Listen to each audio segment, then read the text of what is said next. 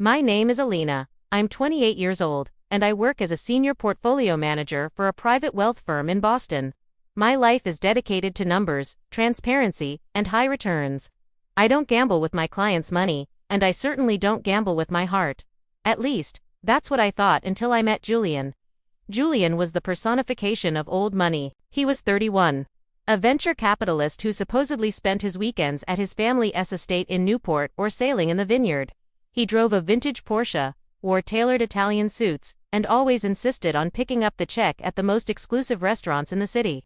For 18 months, he was the perfect partner, charming, supportive, and seemingly wealthier than God. We were planning to move in together. Julian suggested a luxury penthouse in the Seaport district. It's a bit of an investment, he told me over dinner, but with my next series of funding and your bonus, it's a drop in the bucket. I'll handle the down payment. I just need you to co-sign the lease and handle the utilities and the lifestyle costs for the first few months while my assets are tied up in the merger. Because I loved him and because I had seen his bank statements, which he showed me casually on his laptop, I agreed. My name went on the legal documents. I wired the first $15,000 for the security deposit and administrative fees he said were required by the building's board. Then, the cracks appeared. 2 weeks before the move, I received a call from a collections agency. They were looking for a Julian Rossi regarding $50,000 in unpaid credit card debt. I laughed and told them they had the wrong person. Julian didn't have debt, he had a trust fund. But as a portfolio manager, my brain is wired to investigate anomalies. I didn't ask Julian about the call. Instead, I did a deep dive into the wealth he flaunted. I pulled a background check on the Porsche's vignette, was a long-term rental from a boutique agency, and the payments were 3 months overdue. I called the Newport estate's local tax office. It had been sold to a hotel group 5 years ago. Julian Rossi wasn't a venture capitalist. He was a waiter at a country club who had been borrowing the lifestyle of the members he served. He had forged the bank statements using a simple PDF editor. The $15,000 I wired.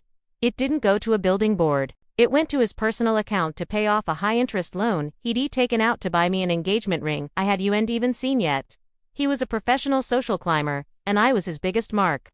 I sat in my apartment, looking at the co-signed lease for the penthouse. If I stayed silent, he would drain me dry for the next year. If I confronted him, he would just disappear with my money and find someone else. I decided to give him a Series A exit he would never forget. I didn't call him. I didn't cry. Instead, I used my professional network to pull a few strings. I called the luxury penthouse management and, using my credentials as a portfolio manager, explained that my client had discovered potential financial irregularities. Since the $15,000 had come from my account and the lease hadn't officially started, I managed to get the contract voided and the funds frozen in an escrow account pending an investigation. Then, I planned the big move. I told Julian that I wanted to celebrate our new home with a surprise weekend at a high-end resort in Vermont. My firm got a corporate suite. I lied. Pack your best suits. We're meeting some potential investors for your merger. He was ecstatic. He probably thought he'd finally hit the jackpot, a woman who not only paid the bills but provided the leads. On Friday evening, he arrived at my place in his rented Porsche, looking every bit the millionaire. "Ready for the future, Elena?" he asked, kissing my cheek. "More than you know, Julian," I replied. We drove to the resort. I had booked the most expensive suite on the property under his name, using the credit card he had linked to our joint travel app, which I knew was actually a card he'd skimmed from his own mother's savings. Saturday morning, while he was in the shower dreaming of investors, I took his phone. I sent a message to the rental car agency giving them the exact GPS coordinates of the Porsche and telling them the client was attempting to flee the state. Then, I packed my bags, checked out of the room quietly, and told the front desk that Mr. Rossi would be settling the entire bill, including the $2,000 bottle of vintage wine I'd ordered to the room. I left a manila envelope on the bed for him. Inside wasn't an engagement ring. It was the background check on the Porsche, the tax records for the Newport estate, and a printout of the character clause from my firm's legal handbook. I texted him from the road. "The merger is off, Julian.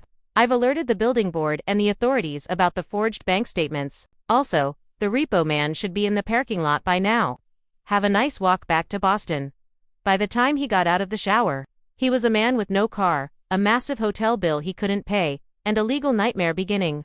He tried to call me, but his number was already blocked.